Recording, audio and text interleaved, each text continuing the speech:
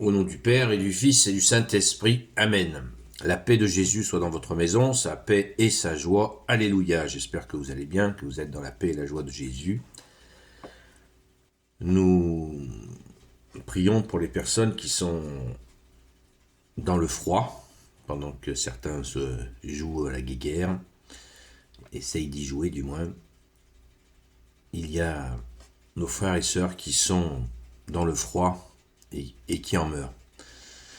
Donc prions et prions aussi pour celles et ceux qui viennent à leur secours. Merci Jésus d'avoir pitié. Ô Jésus, le roi de gloire, le Dieu de nos vies. Amen. Nous lisons le Saint-Évangile selon Saint Luc, chapitre 19, versets 45 à 48. Le rendez-vous d'ailleurs, nous prierons ce soir, comme tous les vendredis, le chapelet à 19h. Et dans cette intention.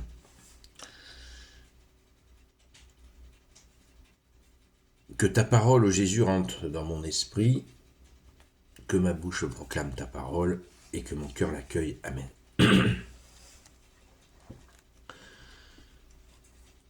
45 à 48, c'est la poursuite de ce que nous avons lu hier. Alors, Jésus entra dans le temple. Il commença à jeter dehors les vendeurs en leur disant « Il est écrit, ma maison sera une maison de prière, mais vous en avez fait une caverne de brigands. » Chaque jour, il était là dans le temple et il enseignait.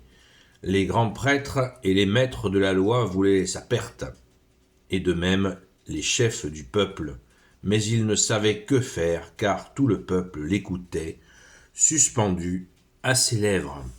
Merci Jésus pour ta parole. Alléluia.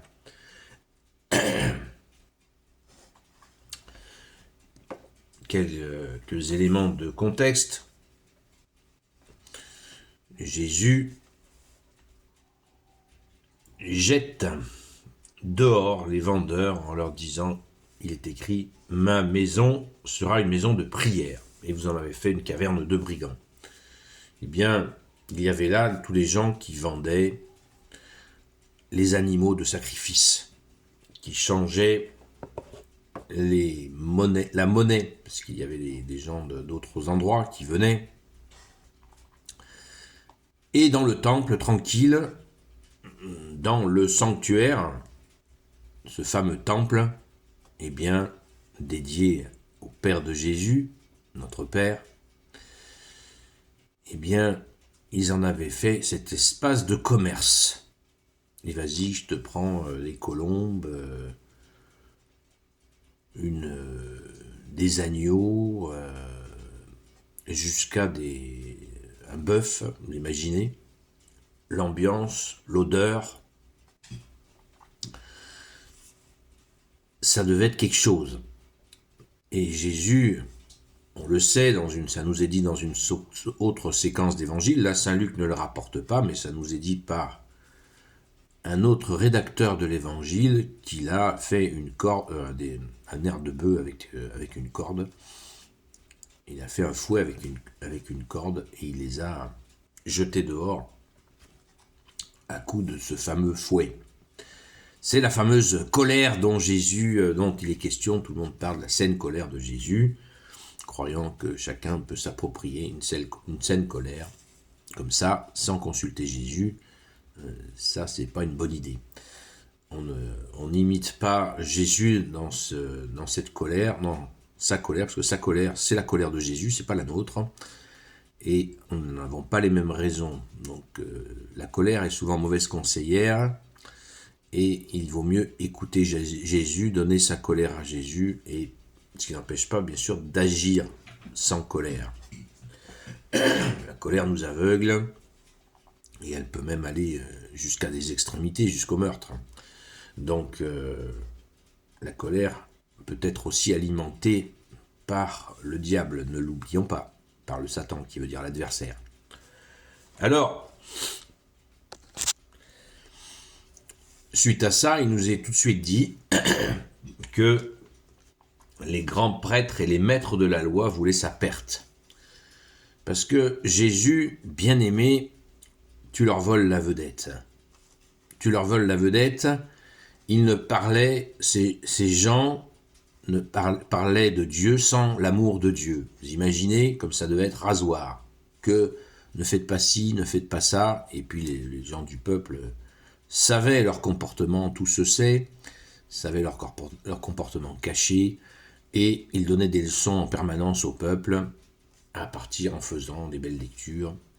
Et là, Jésus vient avec sa clarté, les gens, on le lit dans l'évangile à plusieurs moments, les gens disent « Waouh, il parle en parlant de Jésus, il parle, il enseigne avec autorité, non comme les maîtres de la loi ou les pharisiens. » Les gens étaient « Waouh », ils étaient épatés.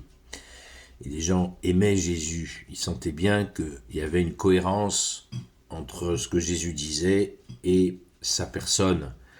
Ah, et ça fait du bien, ça leur donnait de l'oxygène. Merci Jésus, c'est beau.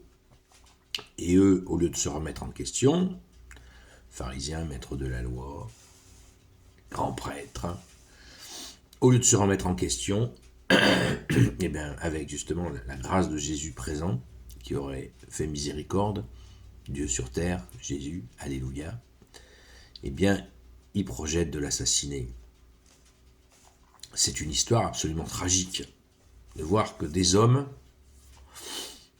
se maintiennent dans leur erreur. D'ailleurs, je vous citais l'exemple de ceux qui veulent jouer à la guéguerre avec nos frères russes qui nous ont rien fait.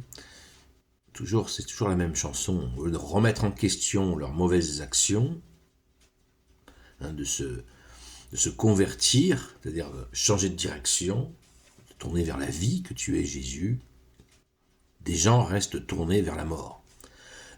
C'est absolument effroyable. C'est effroyable. Et vous voyez, ça continue.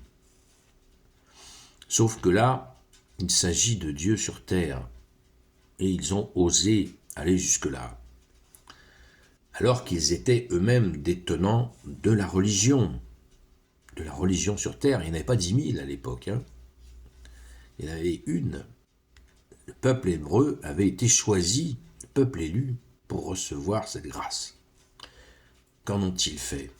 Je parle de ces gens-là, les grands prêtres, maîtres de la loi, pharisiens, des gens qui avaient détourné la religion de son but, qui est d'accueillir l'amour de Dieu, sa justice et sa miséricorde. Merci Jésus, prions pour que nous soyons jamais touchés par cette espèce d'oubli de l'amour de Dieu que Jésus avait restauré dès son premier miracle. Lors de les noces de Cana, l'eau transformée en vin. Oui, l'eau est transformée en vin, ce qui signifie le rétablissement de l'amour. La symbolique du vin, c'est l'allégresse, c'est l'amour de Dieu. Et notre Sainte Mère Marie avait eu cette expression pour faire cette entrée de Jésus, pour son entrée de Jésus dans la vie publique. Elle avait dit, ils n'ont plus de vin, ils n'ont plus l'amour de Dieu. En voilà la signification. Et Jésus avait transformé donc l'eau en vin, il avait pris l'eau, où ça, dans des citernes en pierre qui servaient aux ablutions. Et il s'était servi de ces citernes qu'il avait fait remplir d'eau pour les transformer en vin. Vous voyez, la symbolique passait de l'eau des ablutions à à ce vin d'amour du Père, du Fils et du Saint-Esprit, rétabli par le Fils, le divin Fils, le Fils unique, le Messie. Alléluia. Rendons grâce, les amis. Et faisons très attention, surveillons-nous dans notre pratique catholique, eh bien, de ne pas tomber dans le pharisianisme ou le néo-pharisianisme, ou à la sauce maître de la loi, grand prêtre, ce qui pourrait être une catastrophe de remettre au goût du jour cette déviance qui est de faire de la foi, du religieux, c'est-à-dire relié à Dieu, sans amour, sans justice et sans miséricorde. Rien n'est plus faux et rien n'est plus blasphématoire, comme dit saint Paul, qui lui-même était un pharisien. Comme dit saint Paul, avant de connaître Jésus le Christ Jésus, je blasphémais. Blasphémer, c'est véhiculer une fausse idée de Dieu. Rendons grâce, les amis, et soyons vigilants.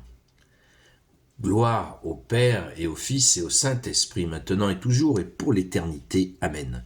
Ô Jésus, toi qui peux tout et qui portes tout, toi le Sauveur, toi l'Emmanuel, je te confie toutes celles et ceux qui regarderont cette vidéo, ainsi que leurs proches, selon ta seule volonté, ô Jésus.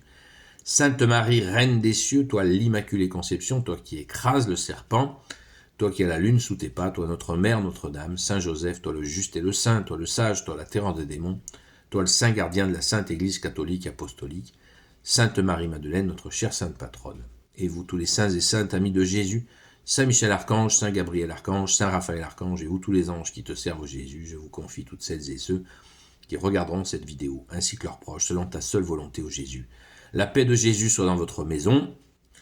Je vous donne rendez-vous donc à 19h pour le chapelet, jusqu'à 19h30, 19h45. On fait une pause, et à 20h jusqu'à 22h, on reprend, on poursuit le direct habituel quotidien. À très vite les amis, la paix de Jésus soit dans votre maison.